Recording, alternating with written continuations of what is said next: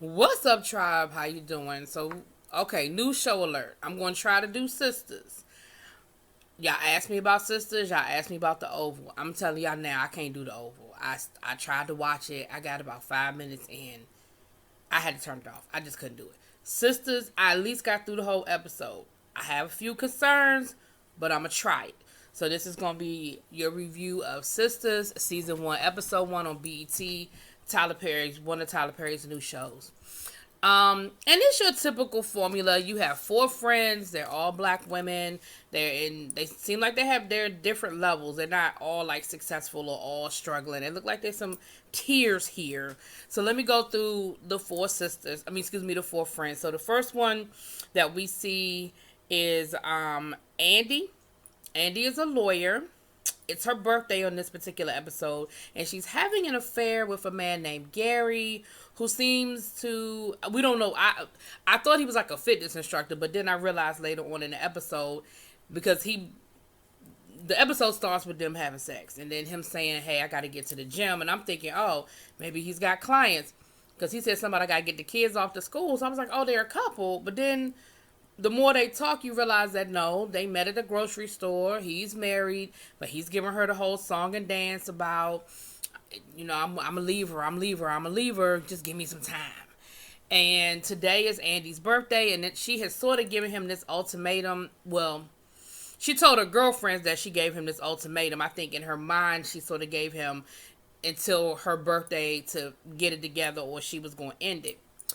And so they get done. They get done doing what they do, and he's getting dressed and stuff, saying he got to get to the gym. And she's like, "Yeah, I know." And of course, she's disappointed. Now he goes into the bathroom to get dressed, and he comes out with a cupcake. What was that cupcake? I mean, did you show up with the cupcake and it was in your booty bag? Why did you bring it out the bathroom? I don't take my food in the bathroom. Do y'all take your food in the bathroom? Who takes their food in the bathroom? But neither here nor there. He was like, happy birthday. I really wanted to spend it with you. His phone starts ringing and he's like, oh, that's her. And I'm arguing. She always arguing. And don't worry, I'm not running the line on you like men do. I really am going to leave him. Okay. Leave her. Okay. So that's what we see with that. Then we meet Miss Danny. Danny is the wild card. Danny is the no filter, say what you want to say what I think, say what's on my mind. I'm just going to give it to you straight with no chaser. I feel like, I don't know if it's the actress or the writing, but I feel like they're trying to give me, if you look at Insecure and you know Kelly's character on Insecure, I feel like they're trying to give me a little bit of Kelly with this. Doesn't quite give it to me, because by the end of the episode, I'm annoyed with her, and I'm like, why is anybody her friend? Like, she is just ridiculous. We see her, she's in the car on her way to work, and she calls Karen. Okay, y'all know how I'm with names, y'all, so I wrote it down. So Karen is at a doctor's appointment, and she's talking to her on the phone, and Danny is going off about some dude and how he ain't ish, and she been stalked. Basically, she Instagram stalking this man, or social media stalking him, and she tripping over the people whose pictures that he liking and everything.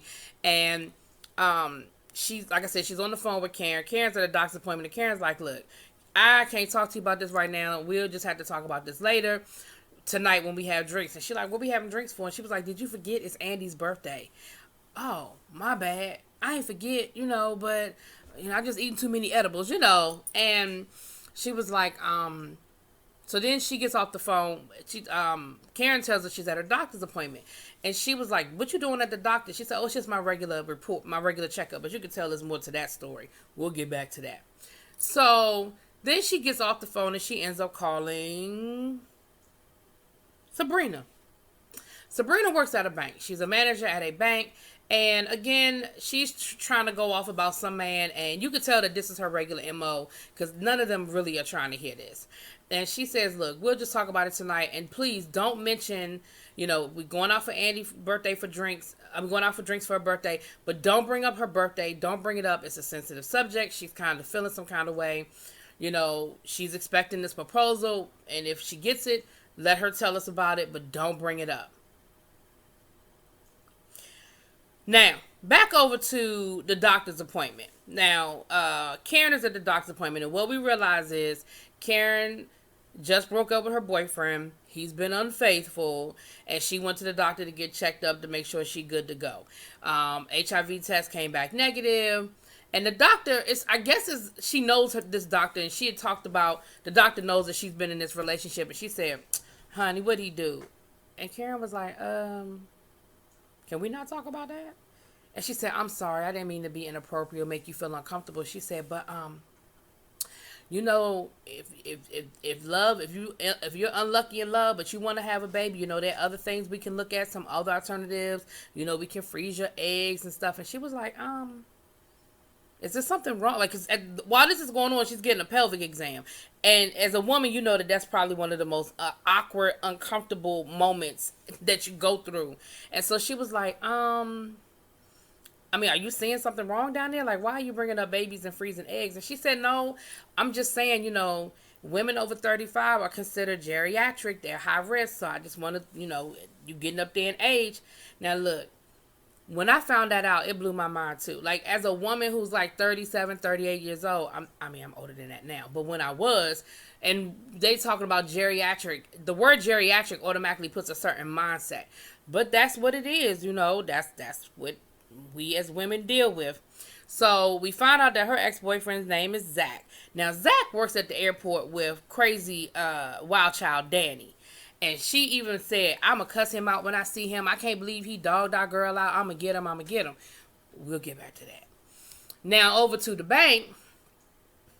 Sabrina is the bank teller, and old boy is this dude in line, and he ends up flirting with her. Now, the guy next to her, the teller next to her is, he's a gay guy. And he was like, "I think he wants me. I think he's flirting with me." I didn't take him seriously. Like, I didn't think he really was serious, that he thought this guy was gay. I thought he was just joking. But Sabrina seemed to think he was serious. So the guy asked her out, and she was hesitant. He was cute about it. We found out that he had been in her social media. That was a little stalky. But people do it all the time. He slipped up and let her know. And, he said, "Look, let's go have some drinks." And, she says, "Look, I'm going to be out with my friends at wherever they were going to." She said, "We're going to meet for drinks at 6, but I should be done around 9. If you want, we can have a drink then." He said, "Okay, I'll see you there." So as soon as he leaves, honey, she starts looking up his personal information. Now, let me tell you something. When I used to work at the bank, I ain't going to lie, we did it all the time. You ain't supposed to do it. It's unethical, but we did it. And so her friend, the gay guy, was like, "Oh, you looking up his personal information? Don't get fired, honey. Don't get fired." He said, "But anyway, I done already done it, and he's paid." I said, "Okay." So again, y'all can say what y'all want. People do it all the time, and yeah. Now down to the airport, Miss Danny. Danny works at an airline that, of course, it's a no-name airline. It's not a real airline that we would know of or whatever. And she is I guess when you check your bags, and I don't know what that position is, but customer service. And you see, here's the thing, she know how to act at work, because there was a guy that was having a problem with his carry-on bag. He didn't want to pay the extra baggage fee, which I 100% understand. Jesus, I understand. And she basically told him, "All right, you don't have to pay it. That's fine. We'll go ahead and check your bag." Told her friend, "Girl, stop arguing with these people." Now, I thought because of the way she had been acting earlier in the episode, I thought she was going to turn to the side and be like, "Make sure this bag gets lost." Like, I thought she was going to hit her with some old okie doke. But no, she, Then she sees Zach coming through the airport. Now, Zach is in customer service at the airport as well. Honey. She laid Zach out in front of everybody. He trying to take, he was driving the cart. People, if people have handicaps or whatever, they got to ride the cart to their gate. He was doing that. And honey, she is just going off on them in front of the customers and stuff. And I'm thinking to myself, yeah, you would last one day. Like really. But neither here nor there, she let it be clear that she ain't like how he was treating her friend. And, it was what it was.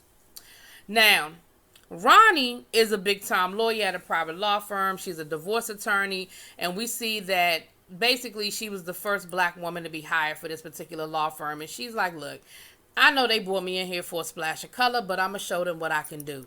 And what ends up happening is she's representing a woman in a divorce whose husband is hiding assets and all of that. And she ends up getting a woman a $20 million settlement, right? So, of course, now she's golden. Right, it doesn't matter that they brought her in as a token or whatever. She is good at what she does, and so she's golden. And the woman says, "Oh my gosh, I love what you did. I love the settlement." She said, "And I have a friend who's thinking about divorcing her husband. I'm gonna tell him about her." She was like, "Please do, please do." So they go down. They all down to the bar, honey. They get down to the bar. Now again, Danny don't have no money. But she, they're there before Ronnie gets there. And, of course, Sabrina reminds Danny, don't bring up the birthday. Don't say anything. As soon as Ronnie walks in the door, the first thing out of Danny's mouth is, "Happy birthday, girl. Did he propose?" And everybody is looking at her like, did we not just say, don't bring up her birthday? You ain't the boss of me. You ain't the boss of me. So, let me rewind before we get to that. Karen and Zach have a moment. Karen is on her way out the door to meet the girls for drinks. Zach shows up. Karen was like, look, I didn't think I was going to have to waste no money getting my locks changed. But let me tell you something. You pack your stuff and be gone before I get back. And he's like, I'm sorry. What do I need to do? I'm just trying to get it together. I'm so sorry. I'm so sorry. She was like, yeah, well, he was like, well, what can I do to make it up to you? She said, well, let me see. The first time you were sorry, you bought me flowers. The second time you were sorry, you bought me something that I had to get a penicillin shot for. And so you see that this is a pattern, that this man has cheated on her multiple times. And sorry has always seemed to work in the past. But she tells him, look, I don't have time for it. You get your stuff, you pack up your shit, and be gone when I get back. Peace. And she leaves him standing there. All right, so, my bad. Forgot that part. So now we down to the bar. And nobody at the table knows that Ronnie's boyfriend is married, or the guy that she's seeing is married. He's been a ghost. Nobody's met him except for Karen. Now, Karen is the one, if you keeping up, Karen is the one that just dealing with the breakup from the boyfriend being unfaithful to her. And, but Ronnie has the rest of the ladies feeling like, oh, he's, I haven't met him because he travels a lot with his job. He's not here a lot. And, I thought he would propose, but he didn't. And so I'm just she said, but I'm going to break up with him because I just feel like we want different things and we're in a different place. And so, I just need to break up with him. Now, like I said, Karen is the only one at the table that knows what's really good. So they get to talking, and of course, Danny is inappropriate at every turn. Everything that they shouldn't be talking about, she keeps bringing up, honey. And to the point where they're finally like, why do we even hang out with her? And I'm thinking the same thing. I'm like, because I'm a no-filter kind of person, and I have put my foot in my mouth many a day, and my friends have had to say, look, girl, chill out. But there are lines, and it's no way in the world that I can hang out with this woman for longer than 10, 20 minutes. And you didn't have no money? She was, excuse me, ordering Patron shots and Ace of Spades, and ain't got no daggone money. But neither here nor there. They try to bring up the situation with Karen, and Karen was like, I'm not talking about that tonight. Like, can we just have one night when we ain't talking about men? And they get to drinking and having a good time, honey. And the dude shows up from the bank. Sabrina's guy shows up. Now, Sabrina done told them that she thinks he might be DL. And she says, look, when he gets, she said, that's him right there. So, look, I'm going to introduce him, and y'all kind of just gauge the temperature. Tell me what you think. Tell me if you think he doing something on the DL that he shouldn't be doing. And once again, here go Danny. First thing out her mouth. Do you like dick? I'm like, are you serious right now? Like, there's no way that you can think that that's appropriate in any way, shape, or form. And so, of course, everybody is uncomfortable. Everybody's embarrassed, including the guy. But Sabrina ends up going over to a little, little area to go have a drink with him or whatever. And the rest of the ladies are just really giving her the look like, why the hell? Like, what is wrong with you? She's like, well, I'm going to go outside and have me a smoke. Yeah, go smoke something. Something. Because you are out of control. And that's when Ronnie and Karen have this moment. I mean, not Karen. Ronnie and Karen. Andy. Yeah, hold on. Let me stop. Andy and Karen. Have I been calling her Ronnie the whole time, y'all? Whew. Okay, Andy is the lawyer. If I've been calling her Ronnie, I'm sorry. My bad. Andy and Karen have a moment, and that's when Andy says, thank you for not telling the rest of the girls that he's married. She said, but you know what? This is it. I'm breaking up with him tonight because I just feel like this isn't working for me. And Karen says, I tell you what. You kick yours to the curb, I'm going to kick mine to the curb. And they do a little pinky swear. And no sooner do they pinky swear, who come walking in the door with some roses? Mr. Married Man, what's his name? Nate. Gary. See, that's why I got to write these names down, because I don't know where I got Nate from. Gary comes walking in the door with roses, and of course Andy is happy to see him, and no sooner did she make this little pinky swear promise, honey, it's out the window, and they end up going off together, honey, and they have sex. And what'd he do? Get up and leave. She said, well, I thought you were spending the night. Oh, I wanted to, but, she calling me now. My son is running a fever. And she was like, look, I can't keep doing this. He was like, wait a minute. I can't argue with you and my wife. I thought you were understanding. I told you what's going on. I just need a little bit more time. She was like, you said that 3 months ago. He was like, look, babe, I love you. I want to be with you. I'm going to make this work. I just need a little bit more time. Then over to, back to the lounge, because I'm going to go on and finish this up.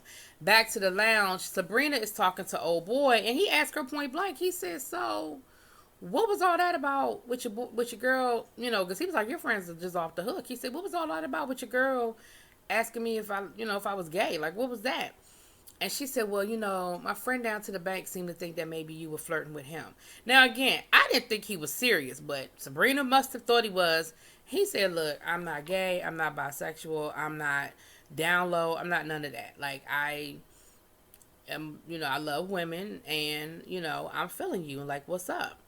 And so they have a good moment of that awkward first date, getting to know each other, maybe saying the wrong thing. It was, because at first I was like, ooh, this acting. But then I was like, you know what? This is really how a first encounter goes with somebody. Like, you're fumbling through your words. You're not really quite sure what to say. Like, it was good.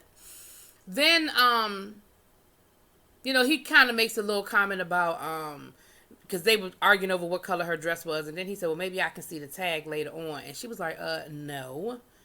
And he was like, look, I was just joking. He said, I've been, watching you for 6 weeks. You think I would, be watching you for 6 weeks and build up my nerve to ask you out just to try to sleep with you, and that's all it was. And she was like, well, I mean, he said, you should give yourself more credit. She was like, no, I give myself all the credit. I give you no credit. But they seem to have a little flirty moment, and, everything seems to be cool with them so far. Now, back over to Miss Karen. Karen goes home, and who is sitting out front on his bike, honey? You get the impression, too, that Zach don't have no whole lot of money. On his bike. And he was like, you really changed the locks. She said, as soon as you left, my brother came and changed these locks. Absolutely. So she lets him in the apartment. She said, look, get whatever you need to get and get out. Leave. I'm done. I ain't here for it tonight. And he gives her the whole song and dance, and he gets down on his knees and he starts crying, talking about how he's sorry he is, and you know where I come from, I don't have nothing, and I'm just trying to figure all this out. I just ain't never had a woman like you before. And she was like, and you never will again. And she was real strong for a moment, honey, real strong for a minute. Then she told him he could sleep on the couch, honey. And then he pulled a Love Jones moment, woke up in the middle of the night, and came creeping up in the bedroom, and she in there with her little toy. He gonna tell her, what you doing with that? I just want to hug you. I just want to hold you. I see you got that toy over here. Let me give you the real thing. Let me give you the real thing. And next thing you know, they doing the do, honey. They doing the do. And so that's kind of where the oh no it isn't. I'm sorry, I'm about to forget a very important part of this. So last but not least, now this is the end. Andy shows up for work the next day, and of course she is the belle of the ball. Everybody's clapping for her. That's the highest settlement that her firm has ever gotten, and so everybody is loving up on her. And her boss tells her, "Look, you know, word is getting around. One of her clients, the woman that she told her about that was thinking about divorcing her husband. He said, look, she's in your office waiting for you. Like, you know, and he's a CEO. He got money, so you know, let's put lightning in that bottle again. Let's make it happen." So she goes in her office and she sits down and talks to the woman. And I knew what it was as soon as the last woman said, "I got a friend that's trying to get a divorce her husband." I knew what it was. She get to talking, honey, about her husband, and I know he's having an affair. And guess who it is? Gary's wife. Honey. So anyway, that's where it left off. So we'll see what it is next week. I'ma try, y'all. So y'all let me know what y'all think. Drop it in them comments. Peace.